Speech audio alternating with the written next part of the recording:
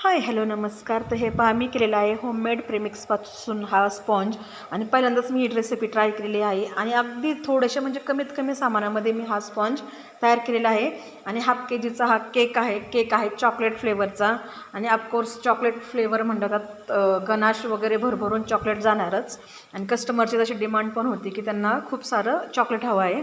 तर केक होता म्हणजे एका सिस्टरने त्याच्या भावासाठी हा केक करायला सांगितला होता. आणि तुम्ही पुढे जाऊन पाच की नाव कसं युनिक नाव सांगितलेलं आहे की म्हणजे त्याला जसं शोभेल तसं नाव सांगितलेलं आहे त्याच्या पर्सनॅलिटीला. तर हा चॉकलेटचा केक मी केलेला आहे. केकला डिझाईन काय करावी ही सुचत नव्हती. त्या इन्स्टावर मी थोडीशी चोरी केली डिझाईन ही आणि त्या प्रकारे मी थोडासा केक केलेला आहे. म्हणजे डिझाईन सेम आहे पण थोडीशी वेगळी त्याच्यामध्ये थोडीशी मी युनिक काहीतरी करायचा प्रयत्न केलेला आहे. आणि हे बघा हे थोडंसं माझ्याकडून मिस पण झालं आहे. ही डिझाईन करताना मिस झालेलं आहे थोडंसं माझ्याकडून.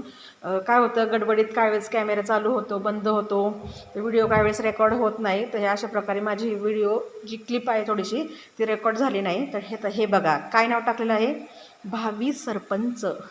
तर म्हणजे कसं असतं मराठी लँग्वेजमध्ये कसं भाषा आपली अशीच असते, काही पण आपण कसंही करू शकतो.